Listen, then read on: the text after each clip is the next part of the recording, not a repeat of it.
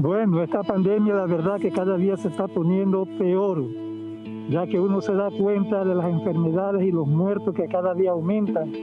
At 78 years old, Miguel Campoverde knows better than to trust his odds against COVID-19. Y eso en realidad me motivó tanto a mí como a mi esposa a tratar de vacunarnos. Yo hice lo imposible. The impossible, getting a COVID-19 vaccine in New York City, where supply shortages and delays have rescheduled thousands of appointments. And recent data shows 48% of those who have received the vaccine so far are white, while Latinos have received 15%, and Black New Yorkers just 11% of the doses distributed, not in line with the city's demographics. I think there should be more efforts to bring the vaccine to the communities that are in need, that need it the most. Suyapa Blanco is the deputy director at the Spanish-speaking elderly council Raíces. The organization has been calling over 2,000 seniors registered at their centers to help them schedule vaccine appointments. There's a lot of red tape. It has been very difficult, although they do provide information in Spanish. We have to also remember that seniors, not all of them are tech savvy. So not being tech savvy and not in their language, it becomes a lot more difficult for them. And that's where we come in. It's the challenge of the scheduling with the tech barrier, the language barrier, and then also the geographical barrier. Yes, it is. Although the city's website provides information about the vaccine in different languages, the online portal to book vaccine appointments is currently only available in English. You might think that everyone in New York is bilingual, but it's not true. Especially, like you said, seniors. There are seniors also that don't even know how to read and write.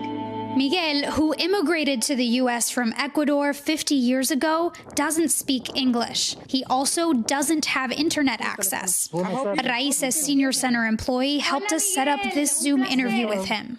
Están vacunando en la calle 58 y la Primera Avenida, allá cerca del río. Yo caminé un día por allá y estaba en la fila y me metí en la fila, pero yo no había hecho ninguna aplicación, nada. Yo dije, me ven en la fila, pues cuando me toque mi turno me van a vacunar. Pensé yo. Pero cuando llegó el momento y me dice, ¿tú tienes appointment para hoy? No, yo no he hecho ningún appointment. Entonces me dice, no te podemos vacunar. Toma este número de teléfono y llama ya para que te inscribas. Miguel says he called several times and was not able to get an appointment. It wasn't until Raíces called him that he was able to get help and finally schedule his first dose. Sin la ayuda que tuviste, ¿tú crees que estuvieras vacunado ahorita? No, sin la ayuda no. ¿Quién sabe hasta cuándo? The New York City Health Department told us they're taking steps to try to address any language gaps in the systems they've developed. Vaccination sites are also prioritizing local residents, like this newest mega site at Yankee Stadium, which is for Bronx residents only and by appointment. But a lot of the people who showed up here today told me that they don't even have appointments. They came hoping to make them in person because the scheduling systems were too hard to navigate. I'm here today because we couldn't get an appointment.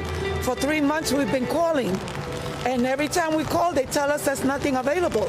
So we found out last night, my son and I, that this was happening today. So we said, let's just go and find out what's going to happen. Maybe they'll take us, and maybe they'll give us an appointment. I'm very fortunate. My daughter took care of it for me on the computer. It's complex. I hope they find another way for other people. In the meantime, radio host Janeiro Matos' phones keep ringing. En todo lo que pueda.